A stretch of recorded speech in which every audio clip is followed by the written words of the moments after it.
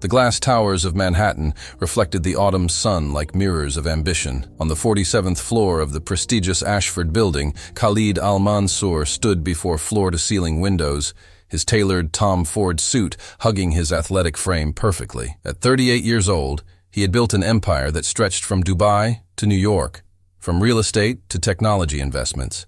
His net worth exceeded $3 billion, and his name commanded respect in boardrooms across 3 continents. But respect, as Khalid had learned, was often just another word for fear. His assistant, Jennifer, a sharp-minded Columbia graduate, knocked twice before entering. "Mr. Al-Mansour, your car is ready.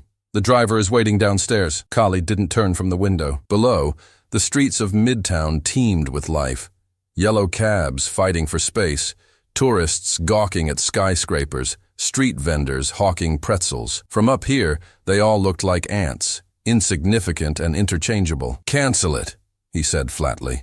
"I'll drive myself today." Jennifer's eyes widened slightly. In 3 years of working for him, she'd never heard those words. "Sir, are you sure? The traffic to Brooklyn." "I said I'll drive myself." His tone left no room for discussion. 20 minutes later, Khalid slid behind the wheel of his midnight blue Bentley Continental GT, the leather interior still carrying that intoxicating new car smell despite being 6 months old. He needed this, needed to feel in control of something, anything. The pharmaceutical deal he'd spent 8 months negotiating had fallen through that morning. $30 million evaporated because some Silicon Valley upstart offered better terms. He merged onto the FDR Drive, the East River stretching gray and uninviting to his right. The meeting in Brooklyn was with the Goldstein family, old-money real estate developers who owned half of Park Slope. If he could convince them to partner on the Williamsburg project, he'd make back that $30 million tenfold. The GPS directed him off the highway and into the maze of Brooklyn streets. The neighborhoods transformed block by block, from the industrial warehouses of Dumbo to the brownstone-lined avenues of Brooklyn Heights. That's when the Bentley started making the noise. At first, it was barely audible, a soft ticking from under the hood. Then it grew louder, more insistent, like a mechanical heartbeat trying to escape. Khalid's jaw tightened. He pulled over on a quiet residential street, lined with maple trees just beginning to shed their amber leaves. He popped the hood and stared at the engine like it might explain itself. Oil, metal, wires, it all looked expensive and completely incomprehensible. He checked his Patek Philippe watch. 40 minutes until the meeting. His phone showed 3 bars of signal, but before he could call for assistance, a voice stopped him. "That's a beautiful machine you've got there." Khalid turned to see a man approaching from a beat-up Ford F-150 parked a few cars ahead. He was in his mid-50s, with skin the color of rich mahogany, gray peppering his close-cropped hair and beard. He wore faded jeans, work boots, and a flannel shirt with the sleeves rolled up, revealing forearms marked with old scars and stories. There was grease under his fingernails, but his dark eyes held an intelligence that caught Khalid off guard. "Engine trouble?" the man asked, walking closer with an easy confidence. Khalid instinctively took a step back, his hand moving toward his phone. "I'm fine. I've already called." "No, you haven't," the man said, nodding toward the phone in Khalid's hand, screen still dark. "And judging by that sound, you've got a serious problem with your cooling system, maybe a busted water pump. You keep driving, you'll seize the engine. That's a $40,000 mistake right there. I appreciate the concern, but name's Marcus Webb." The man extended his hand. "Been a mechanic for 32 years. Drove a truck for Anderson Logistics for the last 15. I know cars, especially the expensive ones." Khalid hesitated, then shook his hand briefly. The grip was firm, calloused. "Khalid Al-Mansour." "Yeah, I figured you were somebody important," Marcus said with a slight smile. "Nobody drives a $250,000 car through this neighborhood unless they're lost or trying to prove something. I'm neither. I have a meeting in about 35 minutes, I'd guess, based on how you keep checking that watch." Marcus peered under the hood. "Mind if I take a look?" Every instinct told Khalid to refuse. He didn't know this man. This neighborhood, while not dangerous, certainly wasn't his world. But the ticking had become a grinding, and Marcus was right. He hadn't called anyone yet. Pride had stopped him. The same pride that had built his empire and isolated him within it. "Fine, but quickly." Marcus leaned into the engine bay, his hands moving with practiced precision. "Yep, water pump's shot. The bearings are gone. You've also got a leak in the radiator hose. Were you getting any warning lights? The temperature gauge was rising, but you ignored it." Marcus straightened up, wiping his hands on a rag from his pocket. "Let me guess. You've got people who handle these things. You don't pump your own gas. You don't check your own oil. Am I right? Khalid's expression hardened. I don't see how that's relevant. It's not. Just making conversation. Marcus closed the hood gently. Look, Mr. Al-Mansour, I can get you to your meeting, but this car isn't going anywhere today. You'll need a tow, a dealer, the whole 9 yards. Could take days to get the parts for a car like this. Days?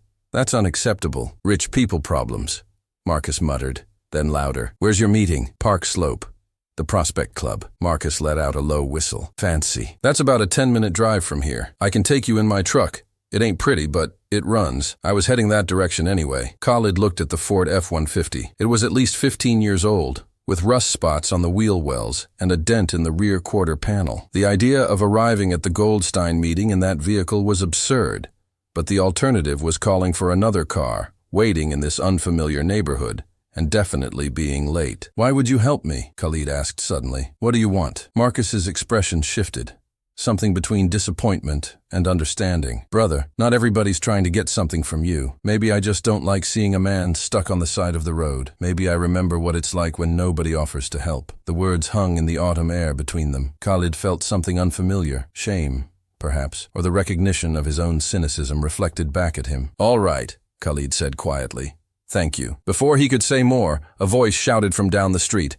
Hey, what are you doing to that car? A police cruiser pulled up, and 2 officers stepped out. The younger one, fresh-faced and eager, had his hand near his belt. The older one, a woman with sergeant stripes, approached with cautious authority. Everything okay here? She asked, her eyes moving between Khalid's expensive suit and Marcus's working-class attire. Yes, officer, Khalid said quickly. My car broke down. This gentleman was helping. I wasn't talking to you, the sergeant interrupted, her gaze fixed on Marcus. Sir, step away from the vehicle. Marcus raised his hands slowly, palms open. I'm just helping a man with car trouble, officer. No crime in that. We got a call about a suspicious person looking into cars, the younger officer said. That you? I was looking into my own car, Marcus replied evenly, which I was asked to do. Is that true? The sergeant turned to Khalid. Yes, absolutely. Mr. Webb was kind enough to offer assistance when my vehicle malfunctioned. There's no problem here. The sergeant studied them both for a long moment. The younger officer seemed disappointed that there wasn't more drama to unfold. Finally, she nodded. All right, Mr. Webb, you're free to go, sir, she addressed Khalid. Do you need us to call you a tow? That won't be necessary, but thank you. The officers returned to their cruiser but didn't drive away immediately.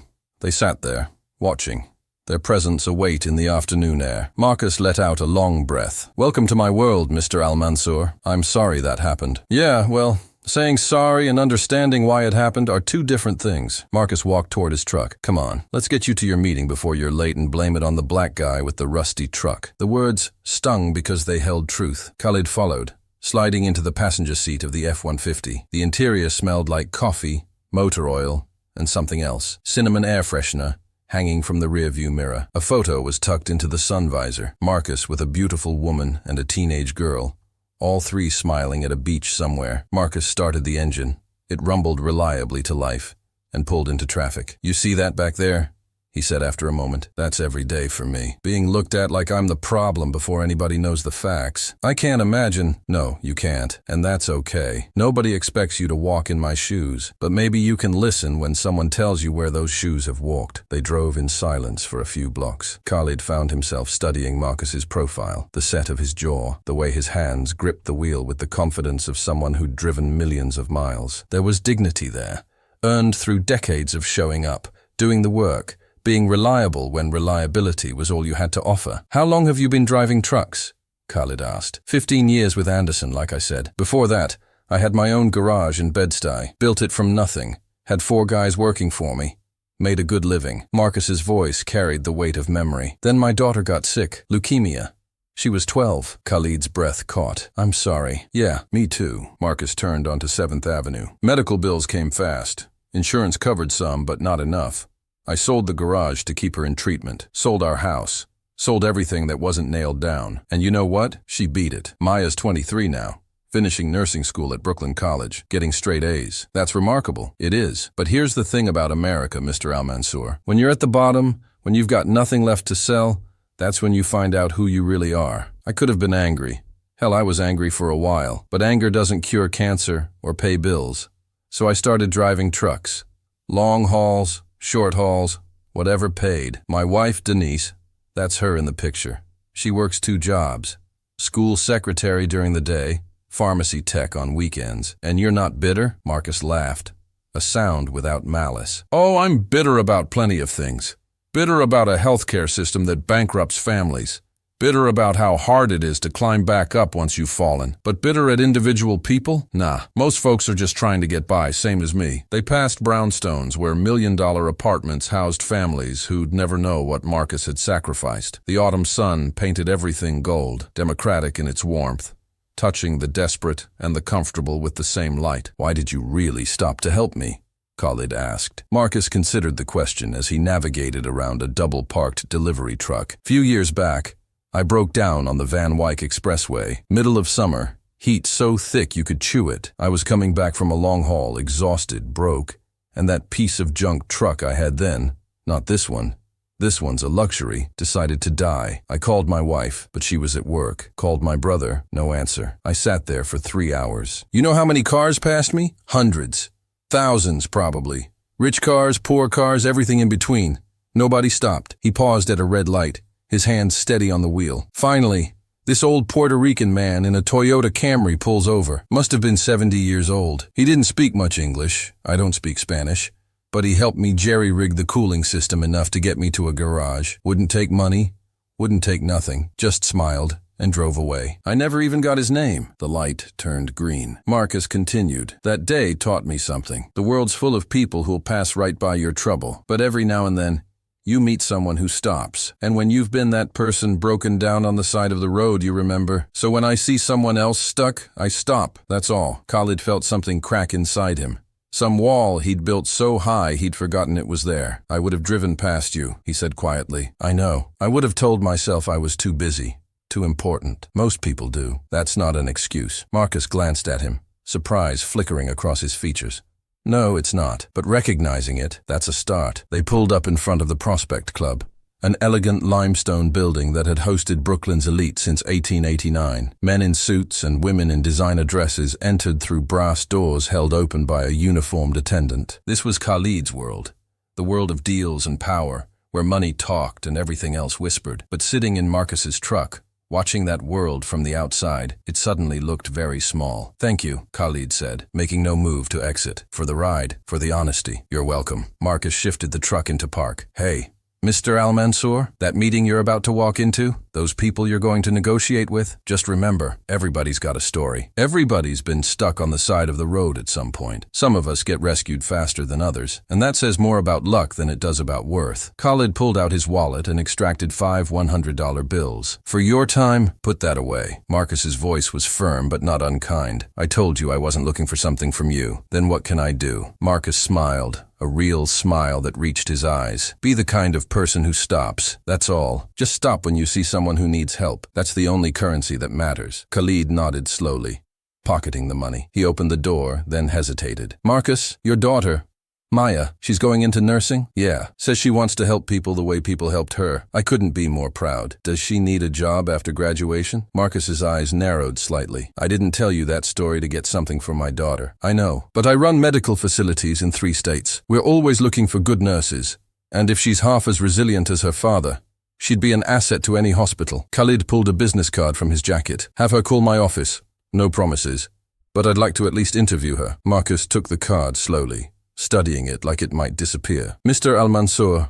Khalid, please. Khalid, you don't have to. I know, but maybe I want to. Khalid extended his hand. Thank you, Marcus. Truly. They shook hands again, and this time Khalid felt the difference. It wasn't just a formality or a transaction. It was connection. One human acknowledging another across all the barriers that usually kept them apart. Khalid stepped out of the truck and walked toward the Prospect Club. The doorman nodded respectfully as he approached, and Khalid could feel himself slipping back into character. The billionaire, the deal-maker, the man who commanded rooms with his presence. But something had shifted. The Goldstein meeting went well. Better than well, actually. Khalid negotiated terms that would make the Williamsburg project one of the most profitable ventures in his portfolio. Old Samuel Goldstein, patriarch of the family, seemed impressed by Khalid's focus and genuine interest in building something meaningful, rather than just profitable. You're different than the others we've dealt with, Samuel said over scotch after the contracts were signed. You listen more than you talk. That's rare in this business. Khalid smiled. thinking of a rusty Ford truck and a man who'd spent 32 years listening to engines and people with equal attention. I had a good teacher today. 3 days later, Khalid stood in his office, staring at his phone. The number for Anderson Logistics was on the screen. He'd been meaning to call for 2 days now, but kept finding reasons to delay. Fear, he realized. Fear of looking foolish. Fear of being rejected. Fear of stepping outside the carefully constructed boundaries of his life. He pressed call. Anderson Logistics, this is Sheila speaking. Yes, hello, I'm trying to reach Marcus Webb. He's one of your drivers. May I ask what this is regarding? He helped me with my car a few days ago. I'd like to speak with him. Hold, please. The hold music was a tinny version of a Motown classic. Khalid found himself tapping his foot, nervous in a way that billion-dollar deals never made him nervous. This is Marcus. Marcus. It's Khalid Al-Mansour. Yeah, I remember. The Bentley guy. There was warmth in Marcus's voice. I was wondering if you'd call. Were you? Denise said you would. I told her rich folks don't call back. Glad to be wrong. Khalid laughed, genuine and unrehearsed. Listen, I have a strange question. That day you helped me, what route were you driving? Where were you actually headed? There was a pause on the line. Then Marcus said quietly, home. I was headed home for lunch. I live about 3 blocks from where you broke down. So you weren't heading that direction to my meeting? No, sir. I drove you there because you needed help. Then drove myself back home and ate a very late sandwich. Khalid closed his eyes, overwhelmed by the simplicity of the kindness. Marcus, why didn't you tell me? Because then it would have been about me being a good person, instead of just about helping someone who was stuck. There's a difference. I want to hire you. Excuse me? I need a driver. A personal driver. I realize I've been isolating myself, surrounding myself with people who only tell me what I want to hear. I need someone real, someone honest, someone who will tell me when I'm being an idiot. Marcus laughed. You sure you want to pay someone to call you an idiot? Yes. I'll triple whatever Anderson is paying you. Full benefits, health insurance that will actually cover your family properly, and I'll establish a scholarship fund in your daughter's name for nursing students who can't afford tuition. The line went silent for so long that Khalid thought the call had dropped. Finally, Marcus spoke, his voice thick with emotion. Khalid, that's incredibly generous. But why? Because you stopped, Khalid said simply. Because when you had every reason to drive past, you stopped. And because I'm tired of being surrounded by people who only see dollar signs when they look at me. You saw a person. I need to talk to Denise, and I need to think about it. Of course, take all the time you need. Khalid, thank you. Whatever happens, thank you for seeing me too. 2 weeks later, Marcus Webb became Khalid Al-Mansour's personal driver. But more than that, much more, he became his friend, his confidant, and his conscience. The first day, Marcus showed up in his Ford F-150, freshly washed but still obviously aged. Khalid was waiting outside his apartment building on the Upper East Side, and the doorman's expression when Marcus pulled up was priceless. This is your new driver, Mr. Al-Mansour? The doorman asked, barely concealing his disdain. This is my friend, Khalid corrected, who happens to also be my driver. They drove in comfortable silence for the first few minutes, Marcus navigating Manhattan traffic with the ease of someone who'd spent years reading the city's rhythms. Finally, Khalid spoke. I have something to tell you. Something I should have mentioned before. Uh-oh. Sounds serious. The Bentley that broke down. The cooling system had been acting up for weeks. My previous driver kept telling me it needed service, but I was too busy to authorize the time. The breakdown was my fault, my negligence. Marcus nodded slowly. So you're saying you could have prevented it? Yes. And if you had, we never would have met. No, we wouldn't have. Marcus smiled. Funny how life works. Sometimes our mistakes lead us exactly where we needed to be. Over the following months, their relationship evolved in ways neither had anticipated. Marcus didn't just drive Khalid to meetings, he became part of them. His perspective as someone who'd lived paycheck to paycheck, who'd navigated healthcare nightmares and financial precipices, provided insights that Khalid's MBA-educated executives couldn't match. When Khalid considered investing in a company that wanted to automate truck driving, Marcus explained the human cost, the millions of drivers like him who'd lose their livelihoods, the communities built around truck stops, the intricate ecosystem of working-class jobs that would vanish. I'm not saying don't invest, Marcus said as they sat in traffic on the BQE. I'm saying, consider the impact. Maybe there's a way to transition those workers, to retrain them, to make sure automation doesn't just mean profit for some and poverty for others. Khalid withdrew from the deal and instead invested in workforce development programs. It was less profitable, but infinitely more meaningful. When a hospital Khalid owned faced a nursing strike,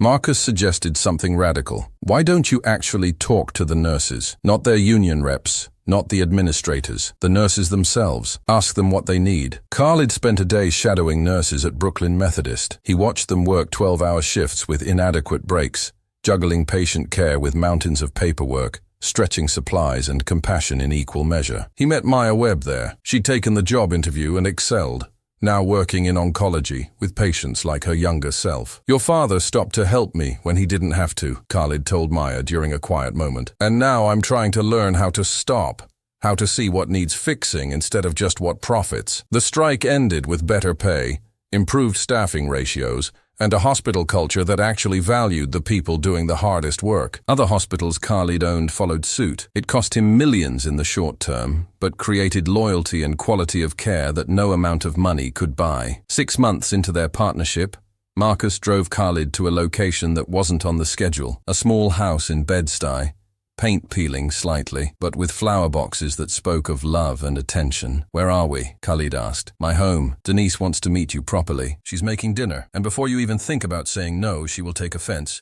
And you do not want to offend Denise Webb." The house was modest. 3 bedrooms, maybe 1,200 square feet, packed with photographs and memories and the kind of warmth that mansions could never hold. Denise Webb was a force of nature, sharp-witted, fiercely intelligent, with eyes that saw through pretense in an instant. "So you're the billionaire who's been keeping my husband out late," she said, shaking Khalid's hand with a grip that meant business. "Guilty. Although in my defense, he's been keeping me out late too, making me reconsider my entire approach to business." She studied him for a long moment, then smiled. "Good. Marcus said you were different, said you actually listen. We need more people like that in the world." Dinner was pot roast with vegetables, cornbread, and sweet tea. They ate around a small table that barely fit 4 people, and Khalid couldn't remember the last time he'd enjoyed a meal more. There was no pretense here, no positioning or politics, just stories and laughter, and the occasional friendly argument between Marcus and Denise about whether the cornbread needed more sugar. Maya joined them after her shift, still in scrubs, exhausted but smiling. "Mr. Al-Mansour." "Khalid, please." "Khalid, I wanted to thank you. For the opportunity, yes, but also for what you've been doing at the hospitals. The nurses actually talk about you in the break room. And it's not all complaints. That's pretty much a miracle." "I had good inspiration," Khalid said, glancing at Marcus. "Your father taught me that stopping to help someone isn't a transaction.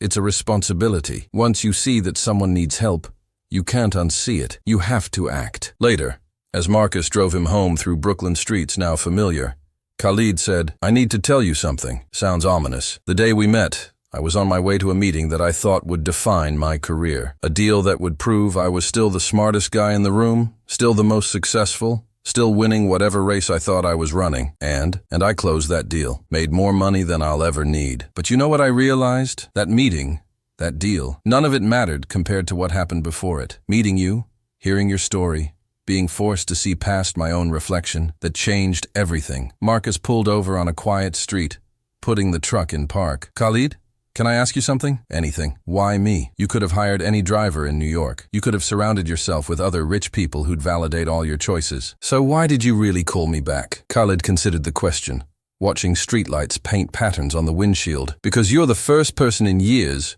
who wanted nothing from me except for me to be better. You didn't see a wallet or an opportunity. You saw a man stuck on the side of the road and you stopped. And in stopping, you reminded me of something I'd forgotten." "What's that?" "That we're all just people. All of us.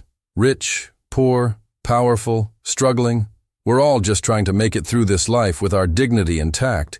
And maybe, if we're lucky, we get to help someone else along the way. You didn't stop for me because you thought I'd give you something. You stopped because that's who you are. And I needed to learn how to be that kind of person too." Marcus nodded slowly, emotion playing across his face. "You're getting there, brother.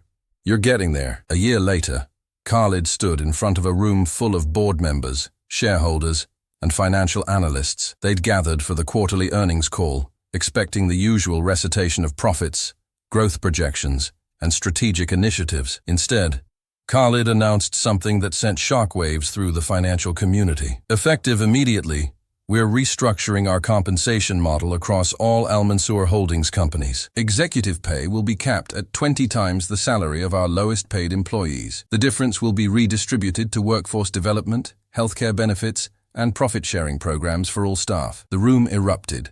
Shareholders demanded explanations. Board members called for votes. The financial press predicted disaster. But Khalid stood firm, and beside him, literally standing beside him at the podium, was Marcus Webb. "This man," Khalid said, gesturing to Marcus, "taught me that real wealth isn't measured in dollars. It's measured in the lives you touch, the people you lift up, and the world you leave behind. I've been fortunate, ridiculously, unfairly fortunate, and I can either hoard that fortune or I can use it to build something that actually matters." The restructuring cost Khalid personally over $100 million in the first year alone. Several board members resigned. Some investors sold their shares. Financial analysts downgraded the stock. But something unexpected happened. Employee retention soared, productivity increased, and the quality of work across all Al-Mansour holdings improved dramatically. People wanted to work for a company that valued them, and they showed that appreciation in their dedication. More importantly, the move sparked a conversation. Other companies, slowly, reluctantly, began examining their own compensation structures. Trade publications ran features on the Al-Mansour model. Business schools developed case studies. It wasn't a revolution, but it was a start. Through it all, Marcus continued to drive. Not because Khalid needed a driver, he could afford a fleet of them, but because their daily conversations had become essential to both men. The car became a mobile think tank, a confessional. A space where two people from radically different worlds found common ground. "You know what's funny?"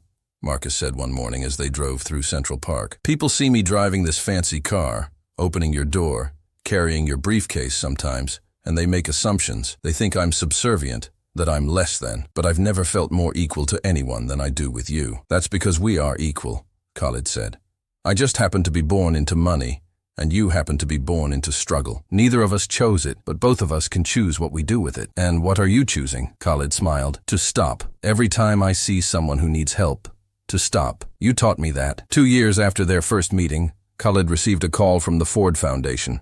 They wanted to recognize his work in corporate social responsibility with their annual humanitarian award. The ceremony would be at Lincoln Center, black tie, attended by politicians and celebrities, and all the people who populated Khalid's old world. "Will you come?"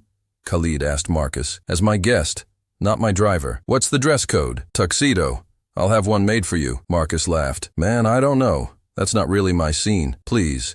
I can't accept an award for learning how to be human without the man who taught me there." The night of the ceremony, Marcus arrived at Khalid's apartment in a perfectly tailored tuxedo, looking distinguished and only slightly uncomfortable. Denise and Maya were with him, both in elegant gowns, both glowing with pride. "We clean up nice," Denise said, kissing Khalid's cheek. "Don't we? You're beautiful," Khalid said honestly. "All of you." At the ceremony, Khalid stood at the podium, accepting the crystal trophy and the applause of 1,000 people who'd paid $5,000 a plate to be there. He looked out at the audience, powerful people, wealthy people, people who could write checks that would change lives. And he thought about a rusty Ford truck on a Brooklyn street. "I don't deserve this award," he began, and the room quieted. 2 years ago, I was a different person. I measured success in acquisitions and net worth. I surrounded myself with people who told me I was brilliant, and I believed them. I drove expensive cars and closed expensive deals and thought I understood the world." He paused,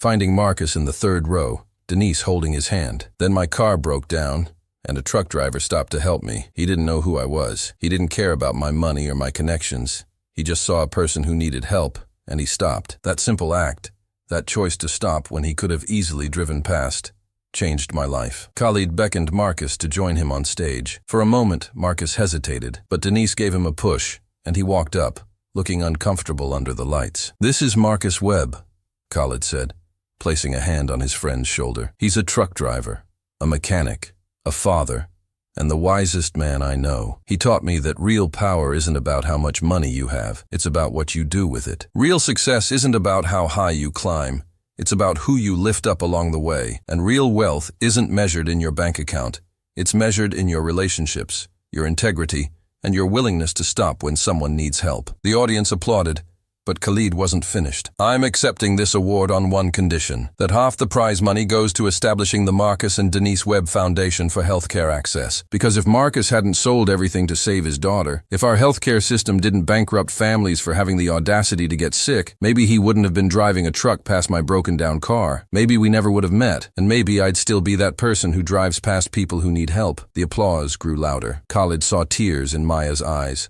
saw Denise cover her mouth with both hands, saw Marcus, stoic, strong Marcus, fighting to maintain his composure. Later, at the reception, philanthropists and executives crowded around Marcus, peppering him with questions about workforce development and economic mobility. He answered each question with the same honest directness he'd shown Khalid that first day, and Khalid watched with pride as his friend commanded the room not with money or power, but with authenticity. "You made me look good up there," Marcus said, when they finally had a moment alone on the terrace overlooking Columbus Circle. "I told the truth. You did make me look good, made me be good." Marcus leaned against the railing, the city sprawling beneath them like a field of stars. "You know what Denise said when I told her about that day, when I first helped you?" "What?" "She said, 'Marcus Webb, you're always picking up strays.' Said I did it with dogs, with broken-down cars, with people." He laughed softly. "I told her you weren't a stray. You were a man whose car broke down. But maybe she was right. Maybe you were lost, and I just helped you find your way home." "Where's home?" Khalid asked. "Not a place. It's a feeling. It's knowing that what you do matters, that you're connected to something bigger than yourself. You were living in a penthouse, brother, but you weren't home. Not really." Khalid looked out at the city, his city, though he'd never really seen it until Marcus showed him. "I want to show you something," he said suddenly. "Tomorrow. Can you drive me somewhere?" "That's literally my job, not as my driver, as my friend." The next morning, they drove back to Brooklyn,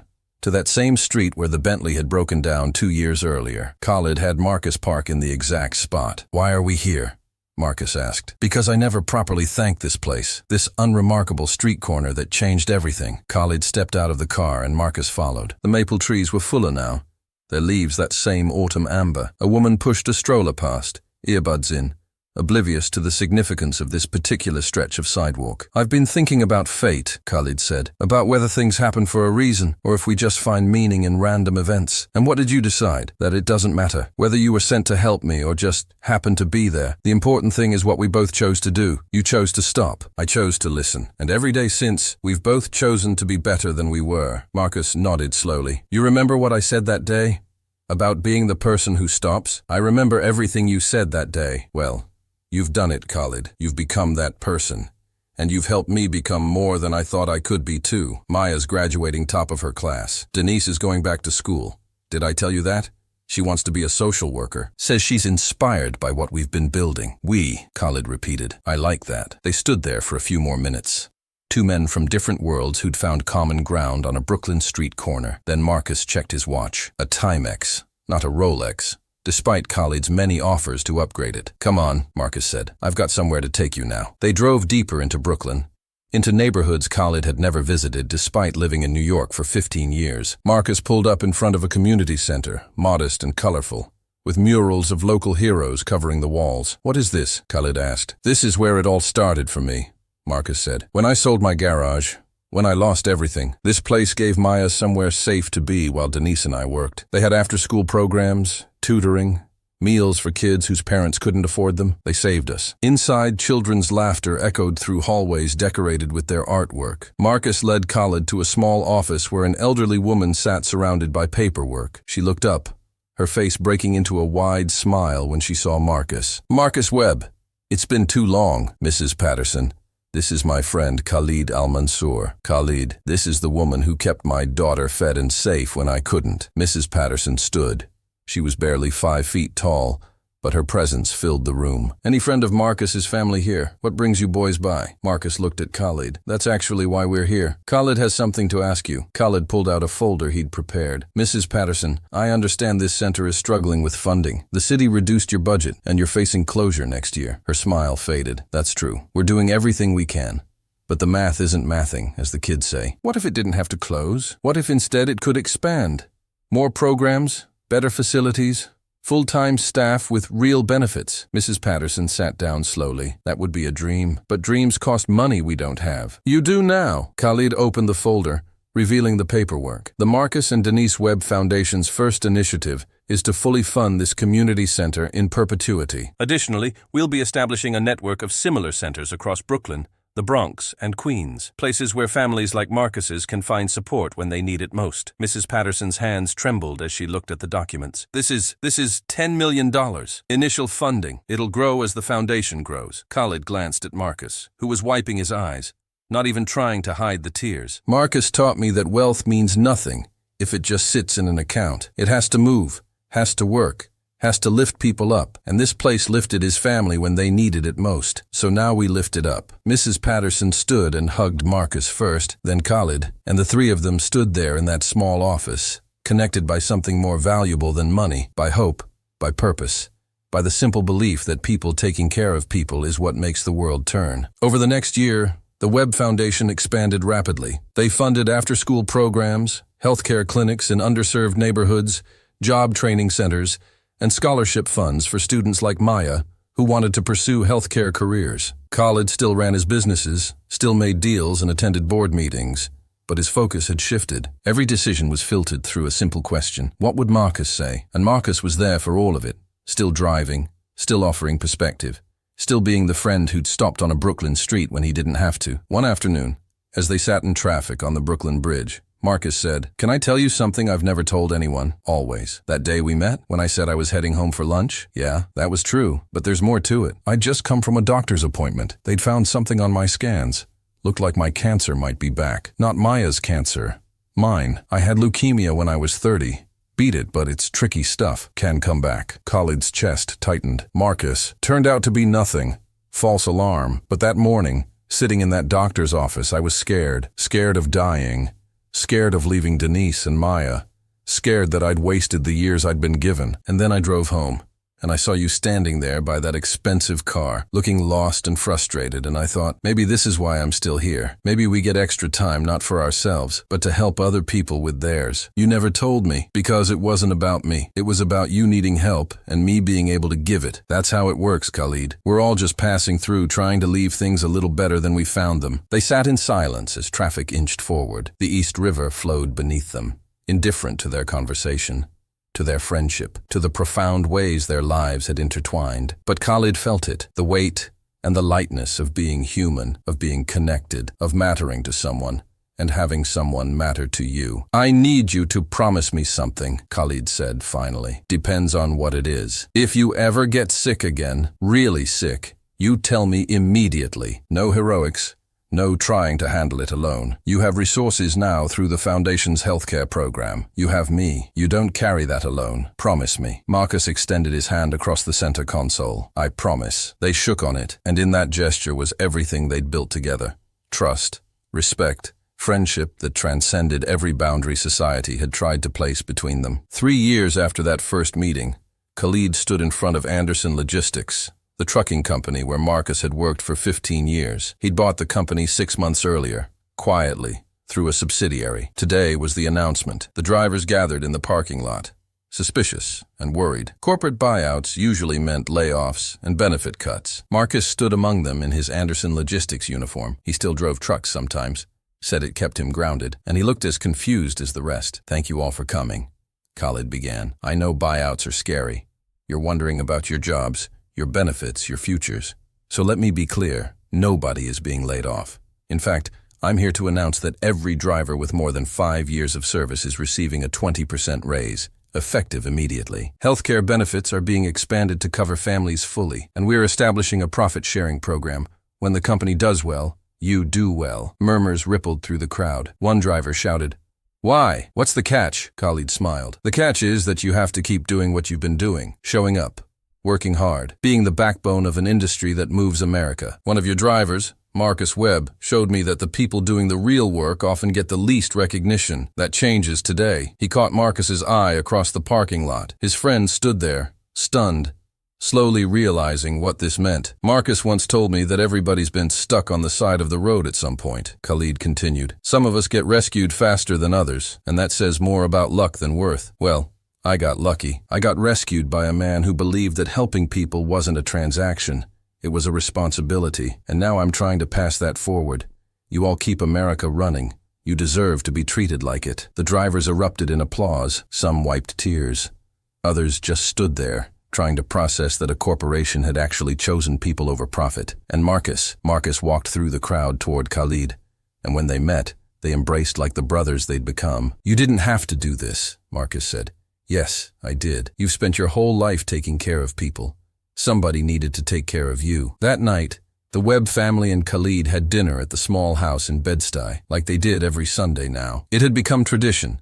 Denise's cooking, Maya's stories from the hospital, Marcus's jokes, and Khalid's presence reminding him that family wasn't about blood. It was about choosing each other, day after day. "I've been thinking about something," Maya said over dessert, Denise's famous peach cobbler. "The foundation has been amazing, but there are still so many families struggling with medical debt. What if we did something bigger?" "Like what?" Khalid asked. "What if we paid it off?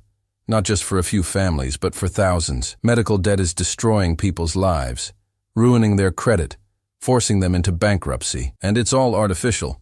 Hospitals mark up prices 300%. Insurance companies negotiate lower, but the uninsured pay full freight. It's a rigged game." Denise nodded. "She's right. We know because we lived it." Khalid pulled out his phone, making notes. "How much debt are we talking about? In Brooklyn alone, probably 100 million. Nationwide, billions. So we start with Brooklyn. We buy the debt for pennies on the dollar. That's how the collection agencies do it. And then we forgive it. Just erase it." Marcus leaned back in his chair, shaking his head with a smile. "Listen to you. 3 years ago, you would have been thinking about how to profit from that debt. Now you're trying to erase it. 3 years ago, I was a different person, a worse person." "No," Marcus said firmly. "Not worse, just lost. You were always capable of this. You just needed someone to show you the way." 6 months later, the Webb Foundation announced the Medical Debt Jubilee. They purchased and forgave $127 million in medical debt for 60,000 Brooklyn families. The story went viral. News crews camped outside the foundation offices. People who'd been drowning in debt woke up to letters saying their obligations had been erased. No strings attached. One woman, a single mother named Patricia, showed up at Khalid's office unannounced. Security tried to stop her, but Khalid saw her through the glass walls and told them to let her up. She stood in his office doorway, crying, holding one of the forgiveness letters. "I don't understand," she said. "Why would you do this? You don't know me." "Because someone once helped me when they didn't have to," Khalid said gently. "And they taught me that when you have the power to change someone's life for the better, you have the responsibility to do it." "I was going to kill myself," Patricia said, the words spilling out. "Last month. I had it all planned. The debt was suffocating me, and I couldn't see a way out. But then this letter came, and suddenly I could breathe again. You saved my life, and you don't even know me." Khalid felt tears burning his eyes. He thought about Marcus, about Denise, about all the people who'd been crushed by systems that valued profit over humanity. "I'm so glad you're still here," he said. "The world needs you in it." After Patricia left, Khalid called Marcus. "We need to do more. The debt forgiveness, it's not enough. We need to change the system, okay? How? I'm going to start a hospital. A real one, not a profit center disguised as healthcare. Sliding scale fees based on income. Nobody turned away.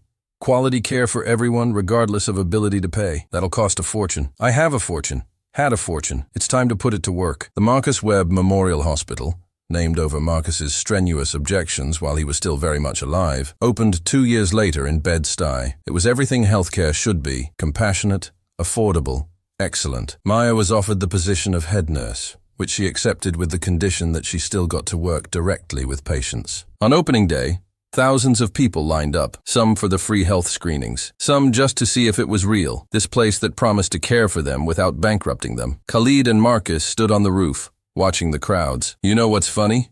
Marcus said. 5 years ago, I was just trying to get through the day, drive my truck, pay my bills, help my daughter succeed. I never imagined any of this. 5 years ago, I was just trying to prove I was the smartest, richest, most successful. I never imagined this either. Never imagined that the best thing I'd ever do would start with my car breaking down. Funny how life works. You keep saying that, because it keeps being true. Marcus turned to face his friend. "Khalid, I need to tell you something." The tone in his voice made Khalid's stomach drop. "What is it?" "The cancer's back. For real this time.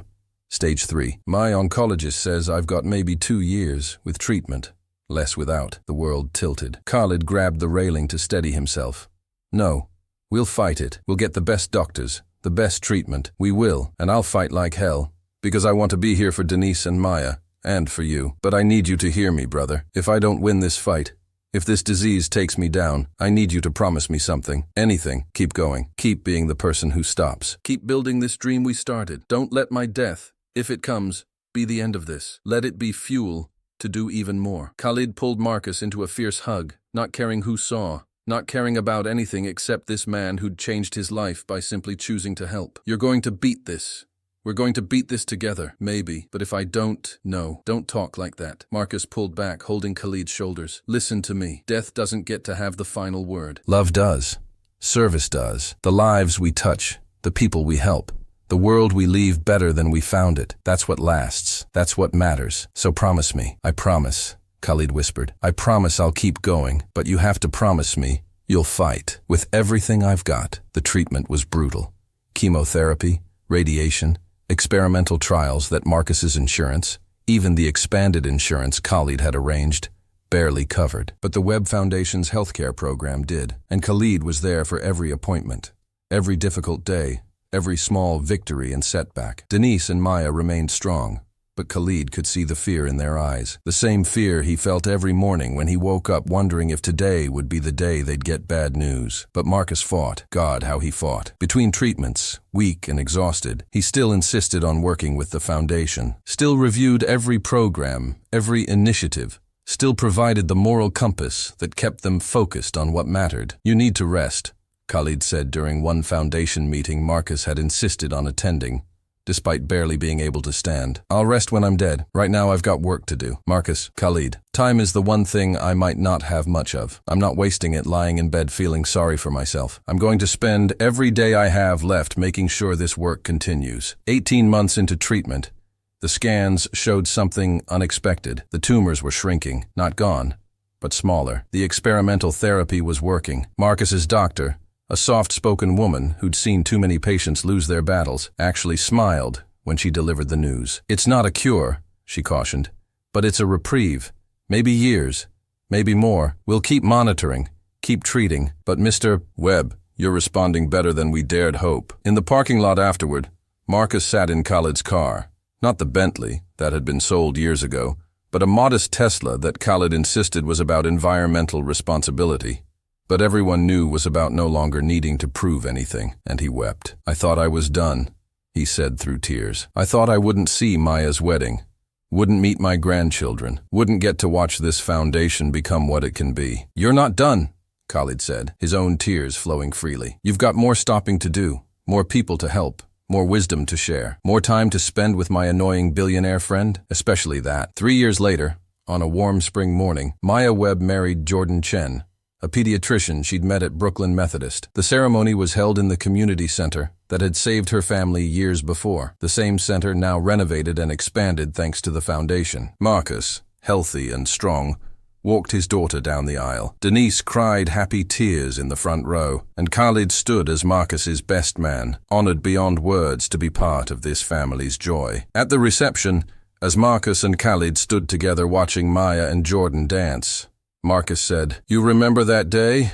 When your car broke down?" Every detail. I've been thinking about it a lot lately, about how close I came to just driving past. I was tired. I was worried about the cancer scare. I had a million reasons to mind my own business, but something made me stop. What was it? I don't know. Maybe it was remembering that old Puerto Rican man who helped me. Maybe it was knowing that Denise would be disappointed if I didn't help someone who needed it. Maybe it was just the right moment at the right time. He turned to Khalid. But I'm glad I did, because I didn't just help you that day. You helped me too. You gave my struggle meaning. You turned my daughter's illness and my bankruptcy and all the hard years into something purposeful. You made it matter. We made it matter, Khalid corrected. Together, Marcus agreed, raising his glass. To broken down cars and the lives they change. To stopping when you don't have to. To becoming the people we needed when we needed them most. They clinked glasses and drank. Two men who'd found each other by chance, or fate, or providence, or whatever force in the universe conspires to bring people together when they need each other most. 7 years after that first meeting on a Brooklyn street, the Webb Foundation had grown beyond anything either of them had imagined. 23 community centers across 3 states. 4 hospitals practicing affordable, compassionate care, medical debt forgiveness programs that had erased over $1 billion in obligations, workforce development initiatives that had trained and employed thousands, scholarship programs that had sent hundreds of students to nursing school and medical school and social work programs. But more than the numbers, more than the money moved or lives directly touched, was the ripple effect. Other wealthy individuals, inspired by Khalid's example, began directing their fortunes towards social good. Corporations started examining their pay structures and labor practices. The conversation had shifted from, how much can we take, to, how much can we give? It wasn't a revolution. The world didn't transform overnight, but it was a start, a movement of people who'd learned that stopping to help wasn't a burden. It was a privilege. Khalid still ran his businesses, still made deals and attended meetings. But they were different deals now. Investments in sustainable technologies, affordable housing, companies that treated workers well. And the meetings were different too, filled with people like Marcus, who brought real-world experience and moral clarity to every decision. On the 8th anniversary of their first meeting, Khalid and Marcus returned to that Brooklyn street corner. It had become their tradition. Every year, they'd come back to where it all started, park in the same spot, and reflect on how far they'd come. The neighborhood had changed. The street was cleaner. The buildings better maintained. One of the Webb Foundation's community centers was visible 2 blocks away. The changes were subtle but real, evidence that focusing on people instead of just profit actually worked. "You know what I've learned in 8 years?" Khalid said, leaning against Marcus's truck. He still drove it sometimes, said it reminded him where he came from. "What's that?" "That you were wrong about one thing." "Oh yeah? What was I wrong about?" "You said, not everybody's trying to get something from you, but you were trying to get something from me." Marcus raised an eyebrow. "And what was I trying to get?" "You were trying to get me to be better, to see past my own reflection, to understand that wealth means nothing if it doesn't serve something greater, to become the kind of person who stops. You were trying to save me, Marcus, and you did." Marcus smiled. That warm smile that had greeted Khalid on this same street 8 years ago. "Maybe I was, but you saved me too. You gave purpose to my pain, meaning to my struggle. You took a broke truck driver and made him part of something that matters." "You were always part of something that mattered. I just helped you see it on a bigger scale." They stood in comfortable silence, watching the neighborhood move around them. A young mother pushed a stroller past, her toddler waving at them. An elderly man walked his dog, stopping to admire Marcus's truck. Life continued, ordinary and extraordinary at once. "So what's next?" Marcus asked finally. "What do you mean?" "For us, for the foundation. We've done good work, but there's always more to do." Khalid smiled. "There's a program I've been thinking about. Driver assistance, helping truck drivers transition to new careers as automation increases. Job training, education benefits, support for their families." Sounds personal. It is. I keep thinking about all the drivers like you, good people working hard, who might get left behind by progress. Somebody should stop for them. Somebody should. Marcus agreed. "And I know just the person to lead that program." "Who?" "Me. I've been thinking about retiring from driving. Don't look at me like that. I'm 60 now. I'm allowed to slow down. But I don't want to stop working. I want to help other drivers navigate the changes coming. Who better than someone who's lived it?" "That's perfect. That's absolutely perfect. So we're doing this? Starting another program?" "We're doing this." They shook hands, sealing the deal the way they'd sealed every deal for 8 years.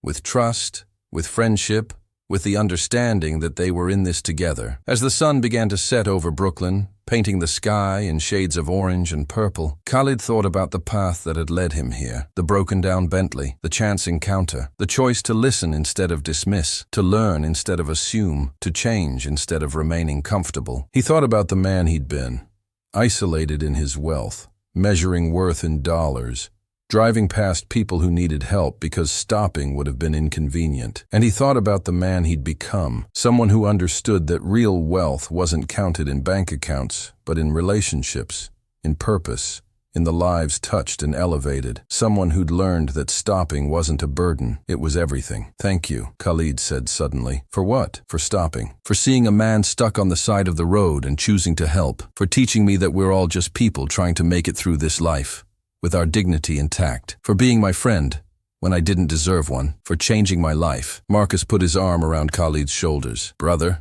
we changed each other's lives. That's how it works. We're all just helping each other get home." They stood there as darkness fell, 2 men from different worlds who'd built a bridge between them, a bridge made of trust and friendship and the simple belief that stopping to help someone wasn't just good, It was essential. It was what made us human. And somewhere in Brooklyn, someone else's car would break down tomorrow. Someone else would feel stuck and alone and overwhelmed. And because of what Khalid and Marcus had built, because of the example they'd set, maybe someone would stop to help. Maybe that moment would change 2 more lives. Maybe the ripple would continue to spread. Because that's how change really happens. Not through grand gestures or sweeping reforms, though those matter too. Change happens one stopped car at a time, one offered hand, one choice to see the humanity in a stranger and respond with compassion. It happens when a billionaire learns from a truck driver that wealth means nothing without purpose. When a truck driver learns from a billionaire that his wisdom and experience matter more than his bank balance. When 2 people from opposite ends of the economic spectrum discover they're not that different after all. Just human beings trying to do right by each other and the world they share. That night, as Marcus drove Khalid home, because some traditions are worth keeping, they passed the site where the new Webb Foundation headquarters was being built. 7 stories of offices, meeting spaces, and community resources. The building was scheduled to open in 6 months, and already organizations were clamoring to partner with them. "You think we'll run out of problems to solve?" Khalid asked. Marcus laughed. "Brother, we'll never run out of problems. But maybe, just maybe, we'll run out of people willing to drive past them. Maybe we'll create a world where stopping to help is the rule, not the exception." That's a beautiful dream. It's more than a dream. It's happening. Slowly, messily, imperfectly. But it's happening because you stopped being the person who drives past and became the person who stops. And because I stopped long enough to teach you. They pulled up in front of Khalid's building, not the Upper East Side penthouse he'd once inhabited, but a modest apartment in Brooklyn Heights, close to the foundation offices, close to the Webb family, close to the work that mattered. "Same time next week?" Marcus asked. "Same time next week," Khalid confirmed. "And Marcus? I love you, brother." "Love you too, Khalid. See you tomorrow." As Khalid watched Marcus drive away in his beat-up Ford truck, he felt something he'd never experienced in all his years of business success and material wealth. Complete and utter contentment. He'd found his purpose, his people, his place in the world. All because his car broke down on a Brooklyn street. All because a truck driver chose to stop when he didn't have to. All because 2 men recognized in each other something worth saving. 8 years ago, Khalid Al-Mansour had measured success in acquisitions and net worth. Today, he measured it in lives changed, families helped, communities strengthened. 8 years ago, he would have driven past Marcus Webb without a second thought. Today, Marcus was the most important person in his life. The transformation hadn't been easy. Changing who you are never is. But it had been worth it. Worth every dollar spent, every assumption challenged, every comfortable belief abandoned in favor of uncomfortable truth. Because in the end, we're not remembered for how much we accumulated. We're remembered for who we helped, who we lifted up, who we stopped for when we could have easily driven past. We're remembered for being human with each other in a world that often forgets what that means. And somewhere in Brooklyn, on an unremarkable street corner, the universe had conspired to bring together 2 men who needed each other, even though neither knew it at the time. One needed to learn how to be human again. The other needed to see that his humanity had always been enough. They taught each other. They changed each other. They saved each other. And in doing so, they changed the world. One stopped car, one offered hand, one act of compassion at a time, because that's how it works. That's how it's always worked. You stop, you help, you change, and the world becomes a little bit better because you did.